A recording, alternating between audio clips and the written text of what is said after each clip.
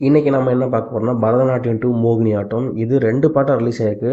வாங்க இந்த ஃபர்ஸ்ட் பார்ட்டோட கதைய அப்படியே ஒன் லைன்ல பார்த்துடலாம். இந்த வீடியோ பிடிச்சா நம்ம சேனலை லைக் பண்ணுங்க, ஷேர் பண்ணுங்க, சப்ஸ்கிரைப் பண்ணுங்க, மறக்காம பெல் ஐகானை கிளிக் பண்ணுங்க. இவர் தான் நம்ம படத்தோட ஹீரோ. இப்போ இவர் தன்னோட அப்பாவோட அஸ்தியை கரைக்கிறதுக்காண்டி ஒரு இடத்துல நின்றுக்கிட்டு இருப்பாரு. அப்படியே ஃப்ளாஷ்பேக்கில் போகிறப்ப தான் அப்பா வந்து உடம்பு சரியில்லாமல் ஹாஸ்பிட்டலில் இருக்கப்ப தான் பையன்கிட்ட ஒரு விஷயத்த சொல்லியிருப்பாரு. தான் வேலை பார்த்த இடத்துல ஒரு பொண்ணை லவ் பண்ணி கல்யாணம் முடிச்ச மாதிரியும் அவங்க அந்த மாதிரி இந்த ஊரில் இருக்காங்கங்கிற விஷயத்த சொல்லியிருப்பாரு தான் அப்பா அந்த தன்னோட உடம்பு சரியில்லாத நேரத்தில். தன்னுடைய அப்பாவோட கடைசி ஆசையை நிறைவேற்றணும்னு சொல்லிட்டு ஹீரோ என்ன செய்வார்னா அந்த அம்மாவை தேடி போவார். தான் அப்பா கொடுத்த அட்ரஸை தேடி அந்த அம்மாவை கண்டுபிடிச்சி அங்கே போயிடுவார். போனதுக்கப்புறம் நான் அந்த இவரோட பையன் சொல்கிறப்ப அப்படியா அப்படிங்கிறப்ப தான் அப்பாவோட ஃபோட்டோவை காட்டுவார். சரி நீங்கள் உள்ளே வாங்கன்னு சொல்லி சொல்லி உள்ளே கூப்பிட்டு போவாங்க. உள்ளே கூப்பிட்டு போய் அந்த அம்மா அவனை உட்கார வச்சுருப்பாங்க. கொஞ்சம் இருங்க நான் போய் உங்களுக்கு டீ எடுத்துகிட்டு வரேன்னு சொல்லிட்டு டீ காஃபி குடிச்சிக்கிட்டு இருப்பார். அந்த டயத்தில் பார்த்தீங்கன்னா நம்ம ஹீரோவுக்கு ஒரு ஷாக் இருக்கும். என்னென்னு பார்த்தீங்கன்னா அவர் தான் அப்பா அந்த அம்மாவோட கல்யாணம் பண்ணி ஒரு குழந்தை பிறந்த மாதிரி ஒரு ஃபோட்டோவே அங்கே இருக்கும். இப்போ அந்த குழந்தை பிறந்த ஃபோட்டோவை பார்த்துக்கிட்டு இருப்பாரு. அந்த டைம் பார்த்தீங்கன்னா ஒரு கதவை திறந்து ஒரு பையன் வந்து உள்ளே நிற்பான். அவன் யாருன்னு பார்த்தீங்கன்னா இவரோட கூட பிறந்த தம்பி மாதிரியே இருப்பான். இந்த பையனை பார்க்க தன்னோட கூட பிறந்த தம்பி மாதிரி இருப்பான். ஒரே மாதிரி எப்படி தம்பின்னு சொல்லி அவனுக்கே டவுட்டாக இருக்கும். வேறு வழி இல்லாமல் இவங்க 2 பேத்தையும் கூப்பிட்டு ஹாஸ்பிட்டல் போவான். போனதுக்கப்புறம் தான் தெரியும் தான் குடும்பத்தில் இவங்க சொல்கிறப்ப இவங்களுக்கே ஷாக்காக இருக்கும். ஏன்னா அங்கே இந்த பையன் மாதிரி இன்னொரு பையன் இருப்பான்.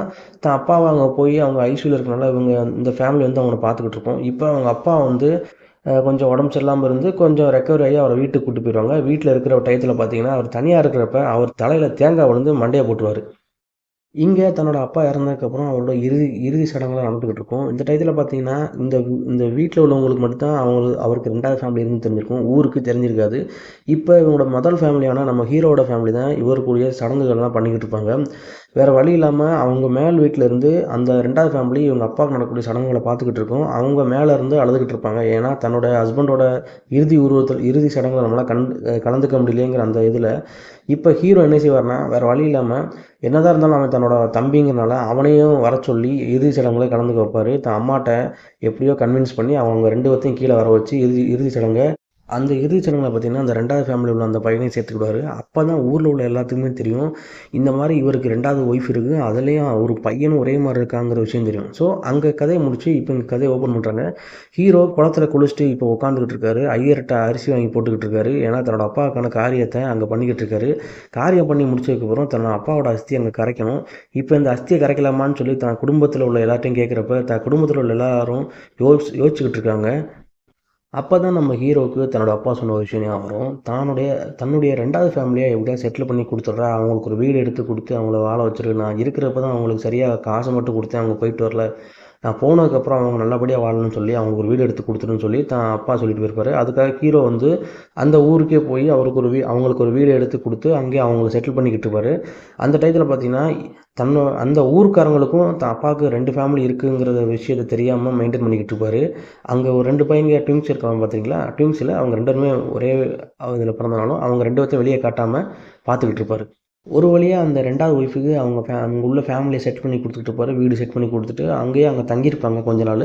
கொஞ்ச நாள் தங்கிட்டு அவங்க எல்லாரும் அங்கே உள்ள கோயிலுக்கு போய் பிரார்த்தனை பண்ணிட்டு அங்கே வந்துக்கிட்டு இருப்பாங்க. இப்போ அவங்க எல்லாரும் ஃபேமிலியோடு அங்கே கோயிலுக்கு போயிருப்பாங்க. பிரார்த்தனை பண்ணிக்கிட்டு இருக்கிற இடத்துல அங்கே பூசை பண்ணுறவன் நம்ம ஹீரோவோட அம்மாவை பார்த்து கொஞ்சம் ஷாக் ஆயிரும். எங்கேயோ பார்த்த மாதிரி இருக்குங்கிற மாதிரி முழிச்சுக்கிட்டு இருக்கும். ஏங்கிறத பின்னாடி சொல்கிறேன். இப்படியே போய்கிற டயத்தில் தான் திடீர்னு வராரு நம்ம கோவிந்த் மாமா. இவர் தான் இந்த கதையோட திருப்புமே. இப்போ கோவிந்த் மாமா என்ன பண்ணுறாருன்னு பார்த்தீங்கன்னா, வேக வேகமாக ஒரு ஆம்புலன்ஸை துரத்திக்கிட்டே போய் ஒரு ஹாஸ்பிட்டல் போய்கிட்டு இருக்காரு. கோவிந்த் எங்கே போகிறாருன்னா, அங்கே உள்ள தன்னோட ஃப்ரெண்டை பார்க்க போய்கிட்டு இருக்காரு. இப்போ கோவிந்த் என்ன சொல்லியிருக்காங்கன்னா, அந்த ஃப்ரெண்டுக்கிட்ட நம்ம இந்த கோயில் விஷயத்தில் சொன்ன ஃப்ராட் விஷயத்தெல்லாம் ஒரு ஆஃபீஸர் கண்டுபிடிச்சிட்டான். அவனுக்கு 1,50 கோடி ரூபா கிட்ட கொடுக்குன்னு சொல்கிறப்ப, டேய் அவ்வளோ ரூபாய்க்கு நாங்கள் எங்கடா போவோம்னு சொல்லி எல்லாம் யோசிச்சுக்கிட்டு இருக்கானுங்க. கோவிந்தன் உங்களால் முடிஞ்ச பணத்தை எல்லாத்தையும் ரெடி பண்ணுங்கள், நானும் பணத்தை ரெடி பண்ணுறேன், நானும் போய் பரதனோட ஃபேமிலியை பார்க்குறேன்னு சொல்கிறாரு. ஹீரோட அப்பா பேர் தான் பரதன். நம்ம கோவிந்தன் எப்படிப்பட்ட ஆள்னா காசு விஷயத்தில் பெரிய கஞ்சன். ஏன்னா கரெக்டாக கணக்கு பார்க்குறவன். ஆல்ரெடி இவன் ஒரு பொண்ணை ஃபாரினுக்கு அனுப்பி வச்சிருக்கான் ஒரு ஏஜென்சி மூலமாக. அவங்க அப்பா வந்து என் பொண்ணு ஃபாரின் ஃபோனில் வந்து இன்ன வரைக்கும் ஃபோன் பண்ணல, அவள் என்ன ஆனான்னு சொல்லி என் கண்டுபிடிச்சி கொடுன்னு சொல்கிறப்ப நம்ம கோவிந்தன் ரொம்ப ரப்பாக அவன்கிட்ட போய் போடா அப்படின்றான். உன்னால் முடிஞ்சதை பண்ணிக்கூடான்னு சொல்கிறப்ப இப்போ கோவிந்தன் தன்னோட அக்கா பையனான அவன்கிட்ட பேசிக்கிட்டு இருப்பான். இந்த மாதிரி கடை ஓப்பன் பண்ணுமாமா, கொஞ்சம் காசு கொடுங்கன்னு. கொஞ்சம் வெயிட் பண்ணுறான், நான் உனக்கு அமௌண்ட் எல்லாம் அரேஞ்ச் பண்ணி தரேன்னு சொல்லி கோவிந்தன் சொல்லிக்கிட்டு இருப்பான். இப்போ நான் என் ஃப்ரெண்டை பார்க்க போகணுன்னு சொல்கிறப்ப எனக்கு வண்டி வேணுமாமா அப்படிங்கிறப்ப, சரி என்னை வந்து இறக்கி விட்டுட்டு நீ வண்டி எடுத்துகிட்டு போன்னு சொல்லிட்டு கோவிந்தன் வந்து அங்கேருந்து கிளம்புவான். தன்னோட ஃப்ரெண்டு வீடான பரதன் வீடு, அதாவது தன்னோட ஹீரோட அப்பா வீடை பார்க்க வந்திருப்பான். அங்கே வந்துடுவான். இப்போ நம்ம அந்த பையனையும் போக சொல்லுவான், அக்கா பையனையும். இப்போ நம்ம கோவிந்தன் உள்ள வீட்டுக்குள்ளே வந்துடுவார். வீட்டுக்குள்ள வந்துட்டு பரதன் ஃபோட்டோ பார்த்துட்டு, என்னால் அவன் இறந்த விஷயம் தெரியாது, நான் இப்போ எனக்கு தெரியும், அதனால் இப்போ தான் வந்தேன்னு சொல்லி அந்த 2வது ஒய்ஃபான ருக்மணி அம்மா, அவங்க பேர் வந்து ருக்மணி அம்மாட்ட பேசிக்கிட்டு இருப்பான்.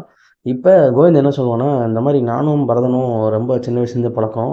பரதன் அண்ணன் விஏஓ ஆஃபீஸில் வேலை பார்க்குறப்ப எங்களுக்கு காசு பத்தாத டயத்தில் நானும் ரெவன்யூ ஆளுகளெல்லாம் கரெக்ட் பண்ணி ஒரு கோயிலை கட்டி எங்களுக்கு வர வேண்டிய லஞ்ச பணத்தெல்லாம் அந்த கோயிலில் உள்ள உண்டியலில் போட்டுருன்னு சொல்கிறப்ப, எந்த கோயில்? இந்த ஆரியங்காவு கோயில், அந்த நீங்கள் இப்போ சாமி கும்பிட்டீங்க பார்த்தீங்களா, அந்த கோயில் தான். அந்த கோயிலில் தான் இந்த மாதிரி நாங்கள் வேலைலாம் பண்ணிக்கிட்டு இருந்தோம், நாங்களோட காசு பத்தாத காரணத்தினால அப்படின்னு சொல்லியிருப்பான் கோவிந்தன். இப்போ கோவிந்தன் என்ன செய்வான், ஹீரோவோட அம்மாவை பார்ப்பான். அம்மாவை பார்க்குறப்ப எங்கேயோ பார்த்த மாதிரி கோவிந்தனுக்கு ஸ்ட்ரைக் ஆகும்.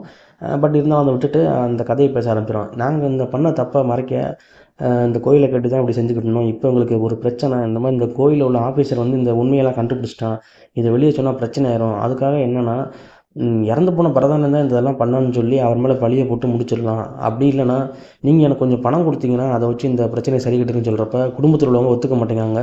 நாங்கள் எதுக்கு பணம் கொடுக்கணும், இறந்து போனவர் மேலே எதுக்கு பொய்யான பதில் சொல்லணும், பழியை போடணும் அப்படின்னு. டேய் உட்காரான்னு சொல்லி கோவிந்தன் இப்போ தான் உண்மையை சொல்ல ஆரம்பிக்கிறான்.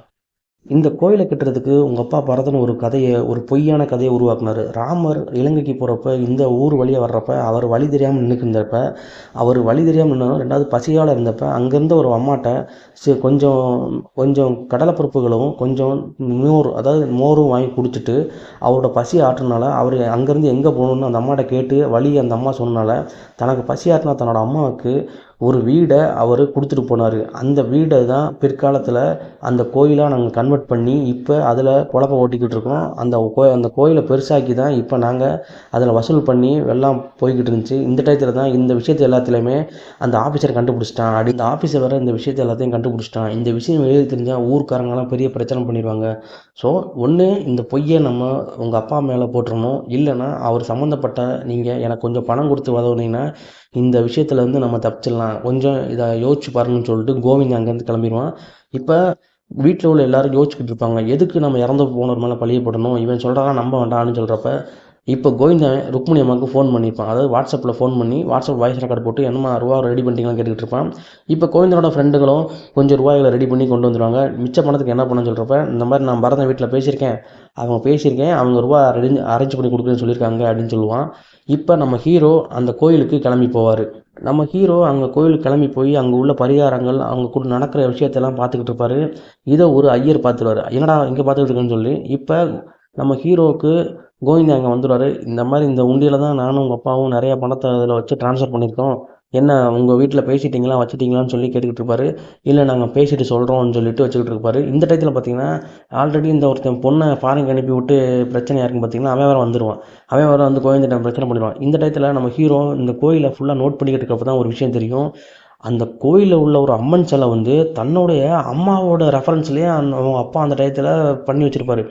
இது யாருக்குமே தெரியாது. இப்போ அந்த ஃபோட்டோவை எடுத்துகிட்டு வந்து தான் அம்மாட்ட காட்டுறப்ப தான் தெரியும், தான் அப்பா அப்போவே தான் முதல் ஒய்ஃப் மாதிரியே தான் அந்த கோயிலோட அம்மன் சிலையை வடிவமைச்சு வச்சுருப்பாரு. இது பெரிய ஷாக்காக இருக்கும். ஆக மொத்தம் கோவிந்தன் சொன்ன கதை எல்லாம் உண்மை தான், சொன்ன எல்லா கதையுமே உண்மை. தான் அப்பா தான் இவ்வளோ விஷயத்தையும் இங்கே பண்ணியிருக்காருன்னு சொல்கிறப்ப இது வெளியே தெரிஞ்சால் பெரிய ஒரு பிரச்சனை ஆயிரும். அதனால தான் கோவிந்தன் தான் அம்மாவை முத பார்க்குறப்ப கொஞ்சம் ஸ்ட்ரைக் ஆகிருப்பான். 2வது அந்த ஐயரும் அந்த அம்மாவை பார்க்குறப்ப கொஞ்சம் ஸ்ட்ரைக் ஆகிருப்பாங்க. இப்போ நம்ம என்னெல்லாம் பண்ணலாம்னு சொல்லி வீட்டில் எல்லோரும் பேசிக்கிட்டு இருப்பாங்க.